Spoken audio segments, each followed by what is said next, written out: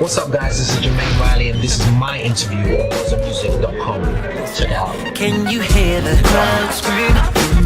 When will I wake up from this dream? Our hands dedicated to The concept behind my debut album, Hello Earth, is I wanted to tell a whole bunch of stories through the eyes of Superman.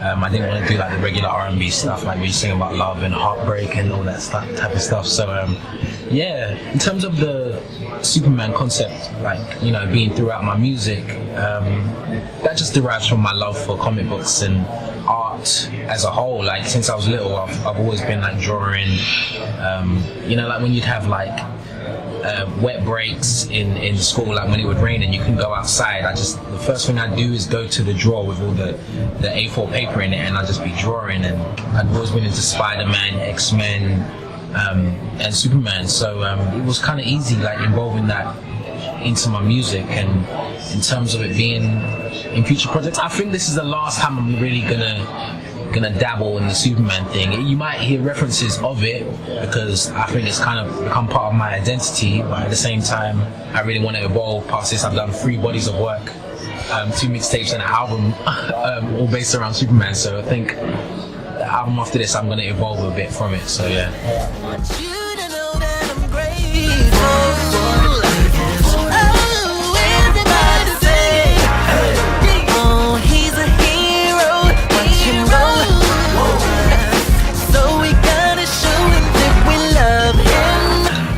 Deepest song I've ever written.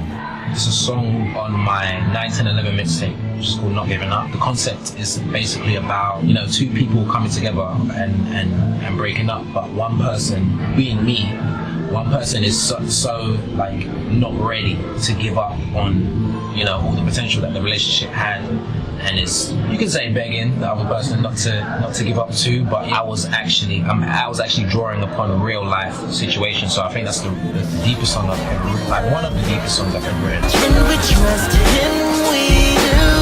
So let's give him the key to. The reason why I started doing graphic design and being able to retouch my pictures and do my website is because from the time I was little, I was always a fan of art and the creative side, and I really wanted to be hands-on with my vision for my stuff. And I'm so picky when it comes to that type of stuff. Like, if your picture's too dark or picture's too bright, or the logo's not the right color, or it's not right, if it's not the right shade of blue, like, I'm so anal when it comes to being, for everything to be, you know, done properly on the design side. I think it's so important. I think a lot of artists overlook that, and so I just started, like, you know, doing it myself. And over years, like, I've been doing it for like, I don't know, almost 10 years, like, doing graphic design. And for other artists, I'd love to do it for and potentially expand my imprint to Perspective Entertainment into doing that and providing that service for other artists. And hopefully I can find other people that are like-minded who are as, you know, particular about, you know, the way something looks, and I could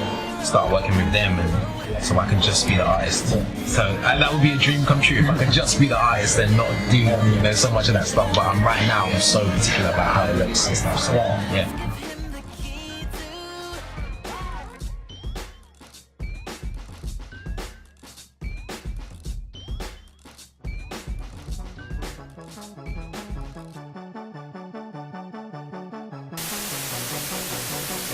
In regards to the politics to do with the group and everything, I think a lot of people don't see the business side. They see someone that has talent and they see someone with so much potential. There's a lot of politics behind the scenes that, you know, will prevent certain very talented artists. It's because it's not just about the talent sometimes, which is a harsh truth, and that's something myself and the boys in FDM had to almost learn the hard way. No matter how much work we put into it, our team didn't necessarily allow us to, you know, break through us just being talented and getting a lot of respect from our peers and stuff. I think what will help is when people really take care of the business side. Each artist, you know, really takes an interest in the business side of their artistry, and, you know, have both the talent and the business side kind of, you know, be good. You know what I'm saying? Be good on both sides of the coin.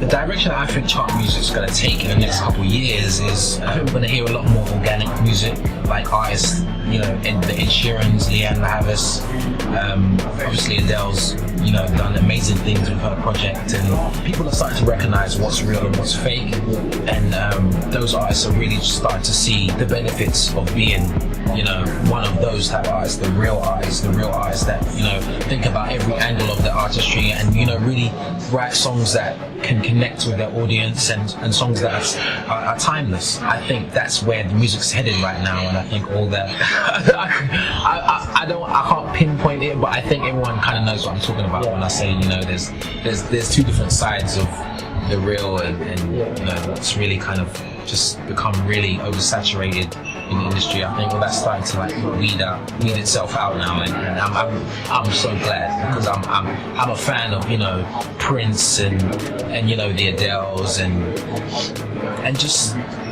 that organic sound and you know, being able to go to a show and really connect with the artist on stage, and then not just be, you know, the same kind of, I don't want to say Eurocentric pop stuff, but like that's good sometimes, because like I think that stuff can really make you get up and dance, but I'm a fan of a really like true song and that type of music. So and I've dabbled in the Euro thing. I've dabbled in it, but it doesn't necessarily work all the time. So yeah, I think I would like to think that music's going towards a real